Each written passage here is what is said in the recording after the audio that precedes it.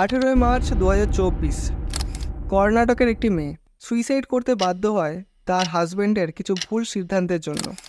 মেয়েটির নাম ছিল রঞ্জিতা, তার বয়স ছিল 24 বছর। গল্পের শুরু হয় 2021 থেকে। রঞ্জিতার হাজব্যান্ড দর্শন, যিনি পেশায় একজন ইঞ্জিনিয়ার ছিলেন, 2021 থেকে অনলাইন বেটিং খেলা স্টার্ট করেন টাকা জেতার আশায়।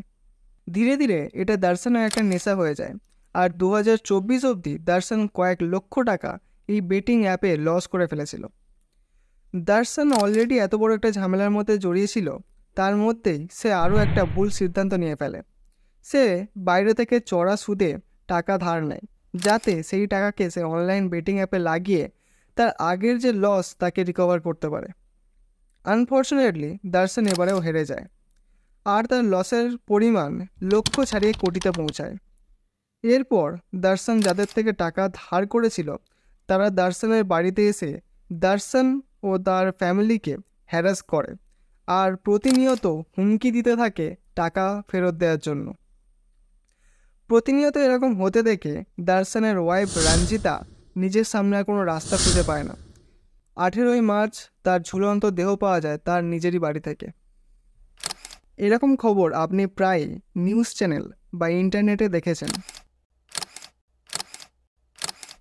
আর এই ধরনের খবরগুলি বারবার চর্চার বিষয় হওয়া সত্ত্বেও আমাদের সমাজের so called celebrities, film star, cricketer, YouTubers প্রায় প্রত্যেকেই এই ধরনের অ্যাপগুলোকে দায়িত্বহীনতার সাথে প্রমোট করছে।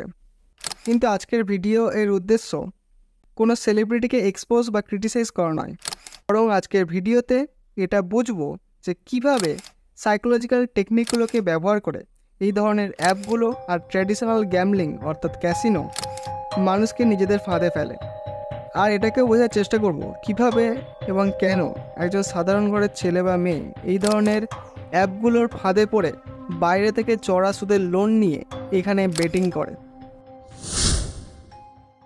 এই ধরনের ব্যক্তিদের দিয়ে নিজেদের অ্যাপকে প্রমোট করানোর পিছনে কারণ হলো আর্গুমেন্ট ফ্রম অথরিটি তৈরি করা। সবার মনের মধ্যে এই ধারণা তৈরি করা যে যখন এত সম্মানীয়, এত নাম করা কোনো ব্যক্তি বলছে, তাহলে নিশ্চয়ই এই অ্যাপগুলো এতটাই ট্রাস্টওয়ার্দি, আর এগুলো থেকে লক্ষ লক্ষ কোটি কোটি টাকা জেতা সম্ভব, যেমনটা এই ধরনের অ্যাপগুলো নিজেদের অ্যাডভার্টাইজমেন্টের সময় দেখায়। আপনি নিশ্চয়ই লক্ষ্য করেছেন এই ধরনের অ্যাপগুলোতে এন্ট্রি টিকিটের দাম খুব কম থাকে। 10 টাকা, 20 টাকা বা খুব বেশি হলে 50 টাকার মধ্যেই আপনি খেলা স্টার্ট করতে পারেন। এর পিছনেও একটা সাইকোলজিক্যাল ট্রিক থাকে। আপনি ভেবে দেখুন, যদি এন্ট্রি টিকিটের দাম অনেক বেশি রাখা হতো, ধরুন যেমন 1000 টাকা, তাহলে বেশিরভাগ লোক পার্টিসিপেটই করতো না কোনো দিন। তাই ইচ্ছে করে দাম কম রাখা হয় যাতে বেশিরভাগ লোক এই গেমগুলোকে খেলতে পারে। কিন্তু তার মানে এই নয় যে লোকে কম টাকা খরচ করে এই গেমগুলোর পিছনে। আদতে দাম কম থাকার জন্য লোকে বারবার এই গেমগুলোতে বাজি লাগায়, কারণ প্রত্যেকবার টাকা লাগানোর সময় আমাদের মনের মধ্যে ধারণা তৈরি হয় সামান্য কিছু টাকাই হয়তো খরচ হচ্ছে। তাই আমরা বারবার এই অ্যাপগুলোকে ব্যবহার করি আর অনেক বেশি টাকা খরচ করে ফেলি। এই same tactic casinos, lottery, cosmetic industry, food industry, restaurant, hotel, এমনকি সিম কার্ড কোম্পানিগুলো আজকের টাইমে ব্যবহার করে।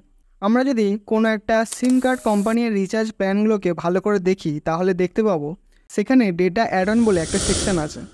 আমাদের মধ্যে যাদের পার ডে ডেটা লিমিট শেষ হয়ে যায়, তারা ইজিলি এই ডেটা অ্যাড অন সেকশন থেকে এক্সট্রা ডেটা রিচার্জ করতে পারে।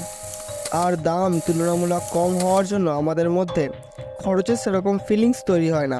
কিন্তু আলটিমেটলি যদি আমরা বিচার করে দেখি, তাহলে দেখতে পাবো আগে যে ব্যক্তি অনেক ভাবনা চিন্তা করে নিজের ডেটাকে ইউজ করতো, এখন অনেক ইজিলি এই ডেটাকে শেষ করে ফেলে। তাই পার হেড ডেটা ইউজ আগের তুলনায় অনেক বৃদ্ধি পেয়েছে। আর আমরা যদি ঠিক করে হিসাব করে দেখি, তাহলে দেখতে পাবো আমরা মাসে যে টাকা রিচার্জ করি, ঠিক সেই পরিমাণ টাকা বা কারো কারো ক্ষেত্রে তার থেকেও বেশি টাকা ডেটা অ্যাড অনে খরচ করে ফেলি।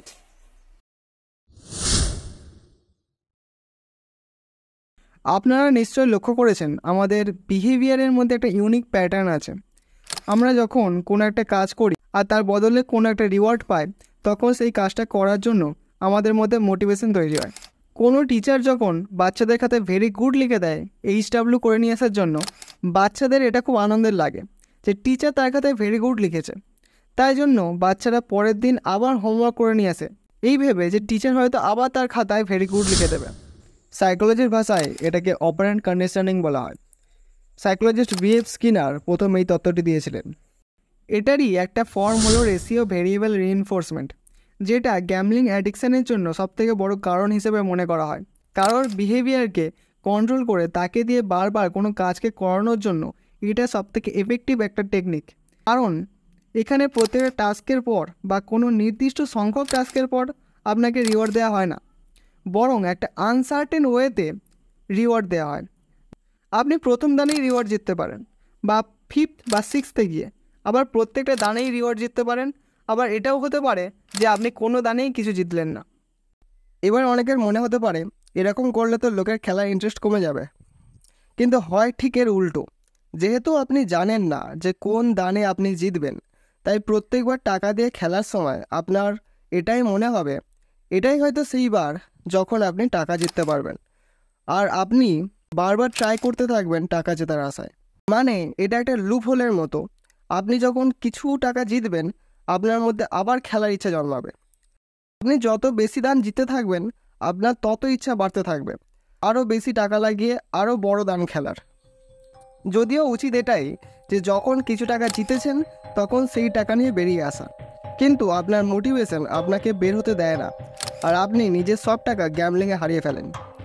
তখনই আপনি বাইরে থেকে লোন নেন, ধার করেন।